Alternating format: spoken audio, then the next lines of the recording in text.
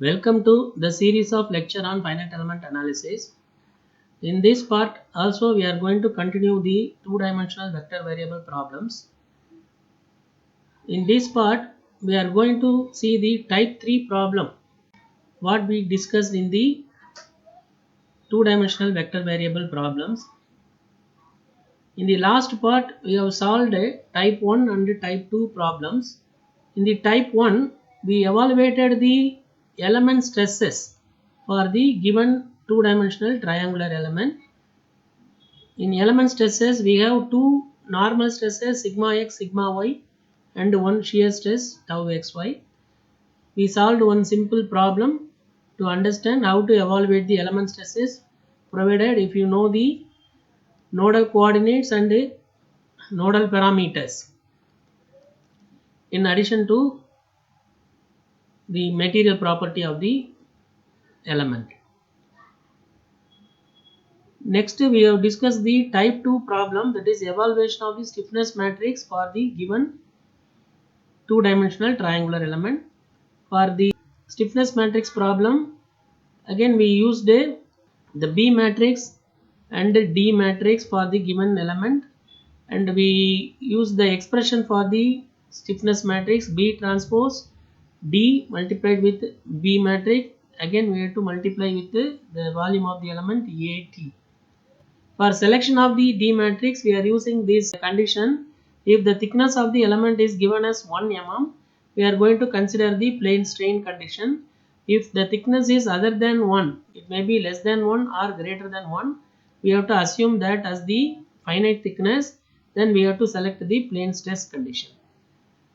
So based on this we have solved a type 1 and type 2 problem in the last part. Now we will see the type 3 problem in this part.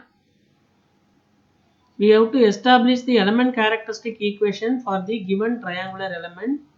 Then using the given nodal forces, we have to find the unknown displacement for the given element. That is the type 3 problem. So we will try to understand this problem by using one simple example. Let's consider this example problem. For the triangular plate shown in figure, find the displacements at the load acting point. The plate considered here is in triangular shape because we are going to use a triangular element to solve this problem. That is why the shape of the plate is considered as triangular plate. That means by using only one element we are able to get the solution for this type of problem. The size of the plate is mentioned like this: 20 mm vertical side, and here horizontally it is 30 mm, and one side is fixed, the other side it is free. In the free end, external force is acting, 1 kilonewton is acting vertically downwards, then 0.5 kilonewton is acting towards left to right direction. For this plate the thickness is mentioned as 10 mm, and the material properties, Young's modulus is given as 70 gigapascal and the Poisson's ratio nu is given as 0.3. For this triangular plate we have to find the displacement at a load acting point. This is the load acting point. We are going to find the displacements at this particular point. How to solve this problem? Since the shape of the plate is triangle, we are going to use only one element to solve this problem. So first we have to make the finite element model, then we have to establish the stiffness matrix. After that we have to derive the element characteristic equation. From that element characteristic equation we are going to determine the unknown displacement at the node acting point. Let us go through the procedure. In the first step we are making the finite element model for the given plate. This is the physical problem given: a triangular plate, one side is fixed, this is the load acting point, and now we are making a finite element model for the given plate. Here we are using only one element for this triangular shaped plate, and we have three nodes for this element: node 1, node 2, node 3. For fixing the nodal coordinates, the usual practice is we have to fix the left bottommost point as the origin for the coordinate. This is going to be considered as the origin for this coordinate system. So node 1 will have coordinates as 0, 0 mm. Now using the dimensions of the plate, we can fix the coordinate for the other nodes. Node 2 coordinates for this one is in the x direction 30 mm, y direction 20 mm. So 30, 20 mm is the nodal coordinate for the node 2. Then node 3. Node 3 is along the vertical y axis. So nodal coordinates 0, 20 mm. Now in this finite element model, after finding the nodal coordinates, we have to fix the nodal parameters. So at each node, we are going to use the 2 degrees of freedom, displacement along the x direction u, displacement along the y direction v. So node 1, we have u1, v1. Node 2, we have u2, v2. Node 3, we have u3, v3. So totally 6 degrees of freedom. The size of the stiffness matrix is going to be 6 by 6. After denoting the degrees of freedom, we are marking the nodal forces also in each node. Node 1, the component of force along the x direction F1x, component of force along the y direction F1y. Node 2, we have F2x, F2y component forces. Node 3, we have F3x and F3y force components for the node 3. Now we have to establish the boundary conditions for this finite element model. Let us see. This is the finite element model we have arrived. These are the nodal coordinates x1 y1 0, 0, x2 y2 30, 20 mm, x3 y3 0, 20 mm. Now coming to the boundary condition, at node 1 it is a fixed end. So u10, v10. For fixed end, we will have the reaction force component. So F1x going to be considered as R1x, F1y will be written as R1y. Node 2, it is a free end on which we have the external load acting. So now for the free end, U2 is unknown displacement, V2 is unknown. Then force component F2x. Here along the x direction, we have a positive force of 0.5 kilonewton, because 0.5 kilonewton is acting left to right. So positive x direction. So F2x is 500 Newton. Similarly, in the node 2, we have vertically downward force acting 1 kilonewton is acting vertically downwards. So this is going to be considered as negative force. So minus 1000 Newton, because vertically upward is the positive y axis. So we are considering this force as the negative force, minus 1000 Newton. Node 3, again it is a fixed node. We will have u30, v30. So the force component will be reaction force F3x is equal to R3x, F3y is equal to R3y. After establishing the element characteristic equation, we are going to apply these boundary conditions to solve for the unknown displacement u2, v2. That we will see. First, we are finding the beta, gamma and 2a values using the nodal coordinates to find the B matrix. So beta value, the expression for beta I is equal to yj minus yk. So beta 1 is equal to y2 minus y3. Then we will substitute the value, we will get 0 mm. Why we are getting this 0? Because one side of the element is horizontal. That is why we are getting 0.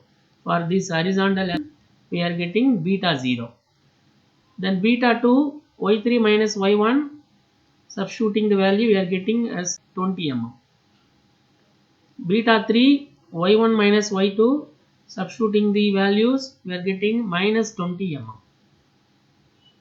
Then coming to the gamma values, expression for gamma is gamma I is equal to minus of xj minus xk. So here gamma 1 is equal to minus of x2 minus x3.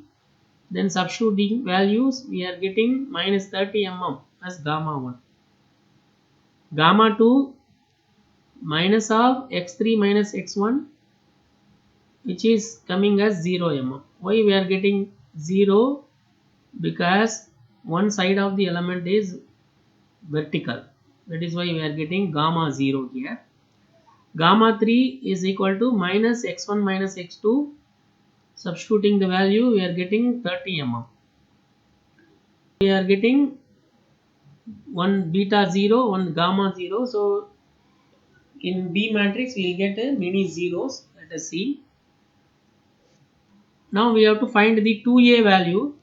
2a value is nothing but determinant of the coordinate matrix. 1 x1 y1, 1 x2 y2, 1 x3 y3. Substitute the coordinates value 1 0 0, 1 30 20, 1 0 20. So determinant of this matrix will be 600.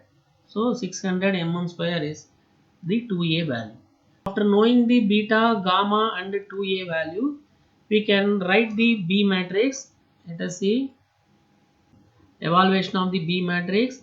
The expression for B matrix is 1 by 2a, beta 1 0, beta 2 0, beta 3 0, 0, gamma 1 0, gamma 2 0, gamma 3. The third row will have gamma 1 beta 1, gamma 2 beta 2, gamma 3 beta 3. This B matrix expression we have to remember to solve the problem. Now substitute all the beta gamma values and 2a values calculated earlier. So 2a is 600, then beta 1, beta 2, beta 3, gamma 1, gamma 2, gamma 3. So here gamma beta value we are substituting. Now we can take the common terms inside this matrix.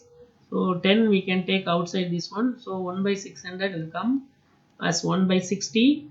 Now the B matrix will be 0 0 2 0 minus 2 0.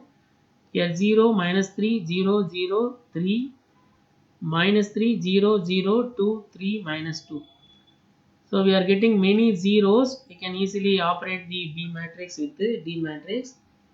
Why we are getting many zeros in the B matrix? Because one side of the element is horizontal, one side of the element is vertical. For this type of element, we can easily find the B matrix and the K matrix also. What is the unit for B matrix? You have to write the unit of B matrix 1 by mm. Next, we have to find the D matrix, constitutive matrix. For deciding the constitutive matrix, we have to see the given thickness. In this problem, thickness of the element is given as 10 mm. So we have to consider the plane stress condition, because 10 mm will be treated as the finite thickness of the plate. So we are selecting the plane stress condition. For the plane stress condition, the constitutive matrix D is equal to E divided by 1 minus nu square. Here 1 nu 0, nu 1 0, 0 0 1 minus nu by 2. Now substitute the Young's modulus E and the Poisson ratio nu in this D matrix.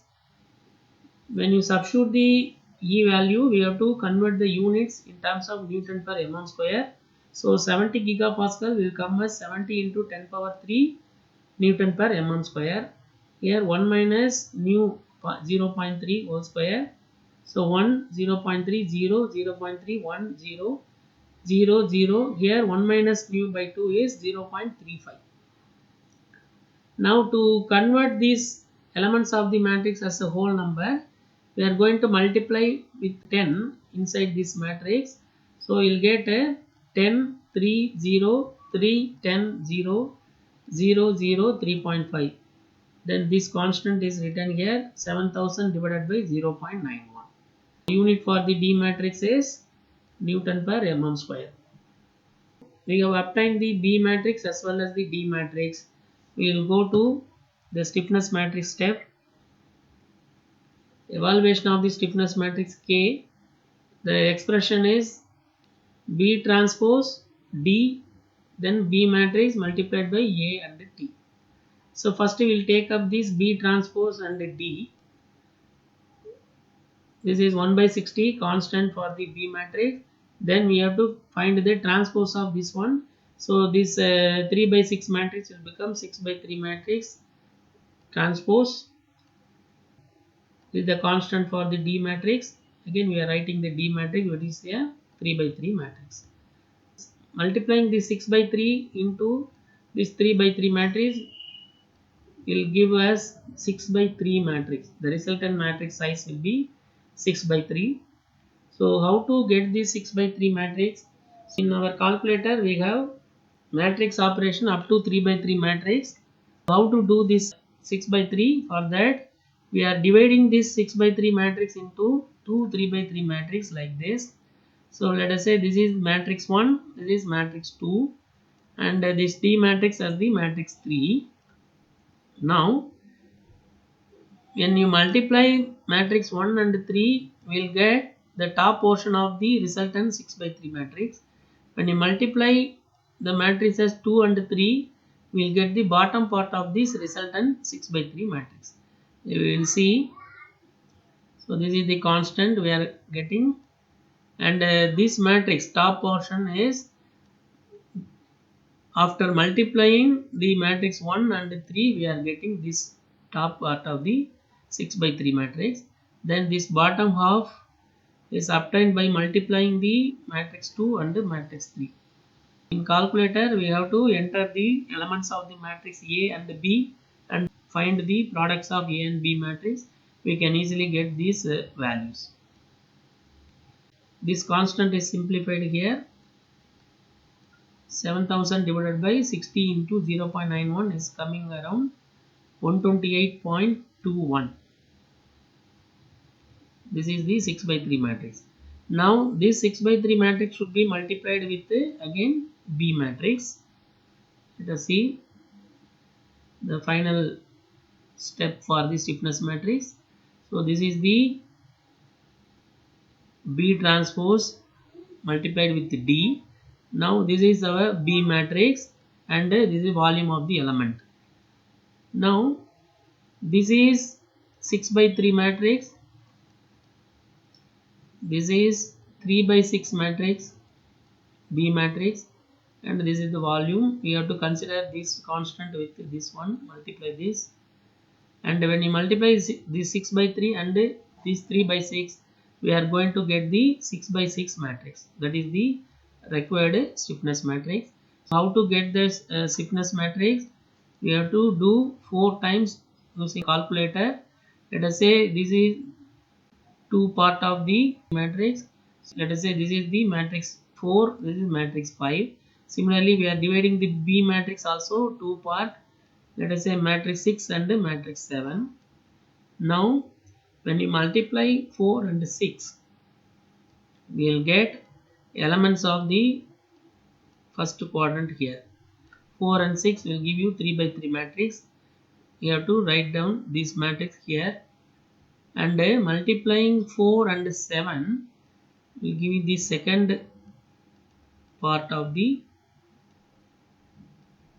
3 by 3 matrix of stiffness matrix. Then you have to take the bottom part, multiply 5 and 6, then this resultant matrix should be written here, 5 and 6, that 3 by 3 matrix will be the third part of this stiffness matrix. Then multiplying 5 and 7, that 3 by 3 matrix should be written here. So we have to do the matrix multiplication, 3 by 3 matrix multiplication 4 times to get this 6 by 6 matrix. So we have to do it carefully by using the calculator. So after doing this matrix multiplication, we will get the final 6 by 6 matrix. This is the final 6 by 6 matrix, required stiffness matrix for the given element. This is the constant 384.63 into 10 to the power 3. Now how to check this stiffness matrix? It should be a square matrix, symmetrical. With respect to the major diagonal, all the elements should be symmetrical. That we have to check.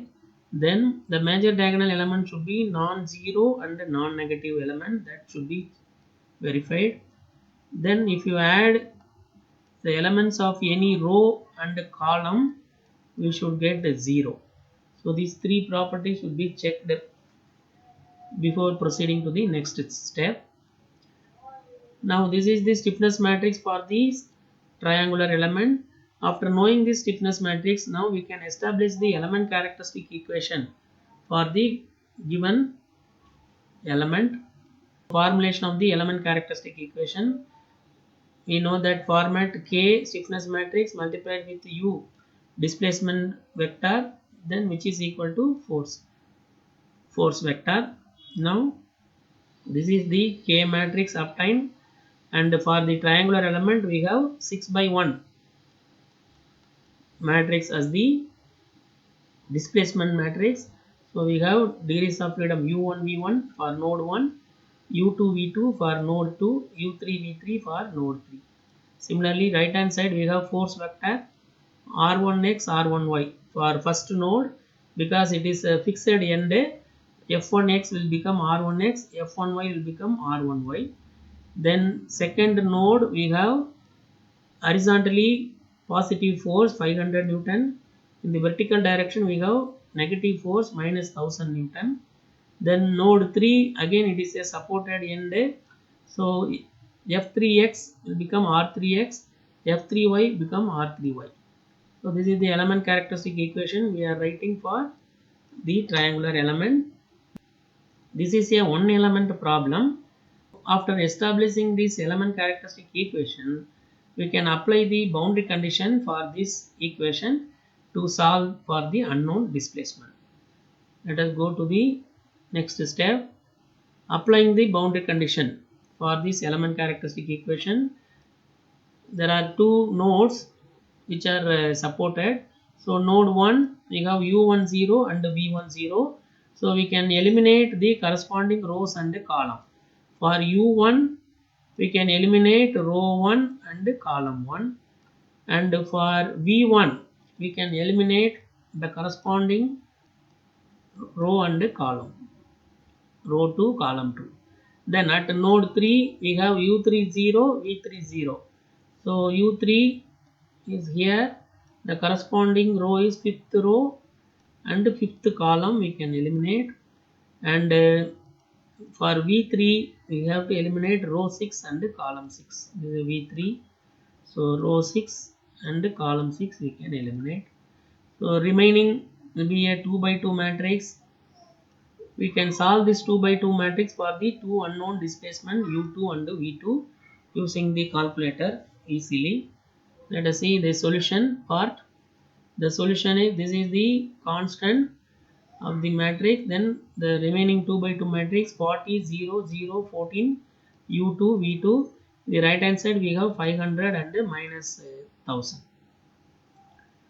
Now using the equation mode in the calculation, we can take this as first equation, this is second equation. When you use this parameter, we can take this constant in the other side of this equation, then we can easily enter the values in the calculator. So after entering all the coefficient values correctly, we will get the solution for the unknown displacement u2 and v2. u2 is equal to 3.25 into 10 to the power minus 5 mm, and v2 is equal to minus 1.8571 into 10 to the power minus 4 mm. So very small value we are getting, because the load is very small load, only 1000 Newton and 500 Newton. Now you see u2 become positive, v2 is a negative value, because along the x direction we have positive force. That is why we are getting u2 as the positive displacement. but along y direction we have the negative force vertically downwards. So that is why the displacement along the vertical direction is negative, minus 1.8571 into 10 power minus 4. And also we can compare this also. Compared to the magnitude of u2, v2 is more because the load acting along the y direction is double the times the load of x direction. That is why we are getting this value, v2 value is higher than the u2. So these are called the interpretation of the result. After getting this unknown displacement, we should know whether these results are correct or not. For that we have to interpret this result. And another way of confirming the result is to find the reaction forces at the nodes of fixed end. So here we have node 1 and node 3. These two are the fixed nodes. If you evaluate the reaction forces of these nodes by using this evaluated displacement, then we can verify the answer u2 and v2. We will evaluate the reaction forces. First we will take up the r1x. At node 1 we have r1x and r1y. So first we will take the r1x. To find the r1x, we have to refer the element characteristic equation for this problem. So r1x is this one, first component. So we have to select the first row in this element characteristic equation. This first row should be multiplied with this nodal displacement vector will give you r1x. That is what written here. First row multiplied with this nodal displacement will give you r1x. Now in this nodal displacement u1 v1 0, you can eliminate this. u3 v3 0, we can eliminate this also. Now we will get only u2 v2.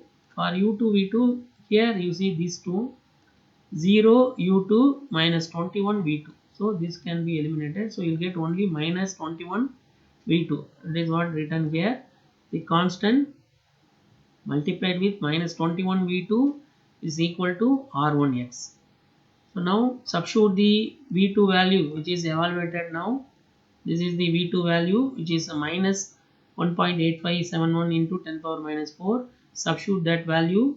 So minus minus become plus. We will get r1x value as 1500 Newton. Similar way we have to find the r1y. For r1y we have to take the second row of this element characteristic equation because this is the r1y. We have to consider this second row multiply with this nodal displacement. That is what written here. Second row multiplied with this nodal displacement is equal to r1y. For this again we have to consider only u2 v2 because other degrees of freedom 0. So these are the u2 v2 coefficient minus 18 u2 0 v2. So minus 18 u2. Substitute the u2 value calculated and you will get the r1y value is equal to minus 225 Newton. Now we will find the r3x, r3y. So to find the r3x in the element characteristic equation, we have to find this. This is the r3x. We have to consider the fifth row of this element characteristic equation. Multiply with this nodal displacement vector. We will get the r3x. Now for r3x, we are taking the fifth row, multiplying with this nodal displacement vector. We will get r3x. Now after eliminating u1 v1 and u3 v3, we will get only these two, u2 v2 minus 40 u2 plus 21 v2. Now substitute the u2 value and the v2 value. Then we are getting this r3x value is equal to minus 2000 Newton. Now we will calculate r3y. For r3y in the element characteristic equation, we have to consider the last row, sixth row for the r3y. Multiply with the nodal displacement, you will get the r3y. Here it is consider the sixth row multiplied with the nodal displacement which is equal to r3y. Now we have to consider only this u2 v2 coefficient. 18 u2 minus 14 v2. Substituting u2 v2 values, we are getting r3y is equal to 1225 Newton. Now we evaluated all the reaction force components. Now we can verify the solution by taking the sum of the reaction forces. Let us see. We know that sum of the reaction forces will be equal and opposite to total external force acting on the body. Now along the x direction, when you add these two, r1x and r3x, we will get minus 500 for the reaction force along the x direction. Now you will see what is the applied force. It is 500 Newton along the positive x-axis. So we are getting the reaction opposite to that one. So it is equal and opposite. Similarly, consider this y direction. Sum of the reaction force along the y direction, we are getting 1000 Newton positive value. Now for this, you see the load acting along the y direction, it is 1 kilonewton vertically downward. So we are getting a positive force vertically upwards for the y direction reaction. So this is also correct, equal and opposite. So in this way we can verify the answer obtained for the nodal displacement u2 and v2. In this part we have seen a type 3 problem, so in which we have found out the element stiffness matrix first, then we framed the element characteristic equation. Using that element characteristic equation, we find the unknown displacement for the given external forces. Now sometimes we may get a type 4 problem also. What is type 4 problem? Actually this is given as exercise problem. For the two-dimensional plate shown in figure, find the nodal displacement and the element stresses. Assume plane stress condition. For this problem, it is a rectangular plate. One side is 50 mm, one side is 100 mm. How to solve this problem?